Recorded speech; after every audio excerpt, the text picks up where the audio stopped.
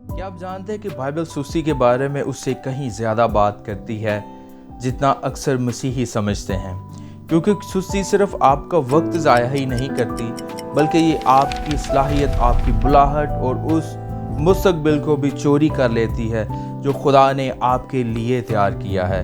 मिसाल की किताब में खुदा फरमाता है, एक काहिल चुंटी के पास जा, उसकी रवशों पर गौर कर और दानिशमंद बन। ज़रा इस बात पर गौर कीजिए, खुदा ज़मीन की सबसे छोटी मखलूक़ात में से एक यानी चुंटी को इस्तेमाल करता है ताकि ज़िंदगी के सबसे बड़े असबाक में से एक हमें सिखाए। चुंटी पहले से तैयारी करती है, चुंटी मेहनत करती है, चुंटी इस वक्त तक इंतज़ार नहीं करती जब तक बहुत देर ना हो जाए। शैतान हमेशा लोगों को बड़े बड़े गुनाहों के ज़रिए तबाह नहीं करता। कई मर्तबा वो सिर्फ आहिस्ता से ये सरगोशी करता है, कल कर लेना, अभी बहुत वक्त है, अगले हफ्ते शुरू करना।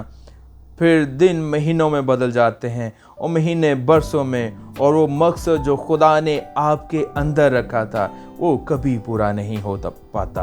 आप सिर्फ इसलिए पैदा नहीं किए गए कि बस ज़िंदगी गुजार लें, बल्कि आपको पैदा किया गया ताकि आप तमीर करें, खिदमत करें, दूसरों की हौसला अफजाई करें, नई चीज़ें तख्लीक करें, अपनी ज़िंदगी के वसीले से खुदा को जलाल दें। खुदा ने जो भी नेमत, सलाहियत और बख्शिश आपको अता की है, उसका मकसद ये है कि आप उसे इस्तेमाल करें।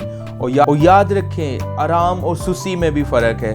आराम कहता है मुझे अपनी ताकत बहाल करने की ज़रूरत है, लेकिन सुस्ती कहती है मैं जानता हूँ कि मुझे क्या करना चाहिए, लेकिन मैं फिर भी नहीं करूँगा।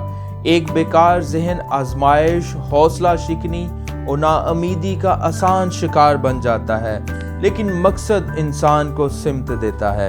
इसलिए जो कुछ खुदा ने आपके अंदर रखा है उसे दबा ना दें। शैतान को हमेशा आपको रोकने की ज़रूरत नहीं होती। कभी कभी उसके लिए सिर्फ इतना ही काफ़ी होता है कि वो आपको एक और दिन इंतज़ार करने पर आमादा कर दे।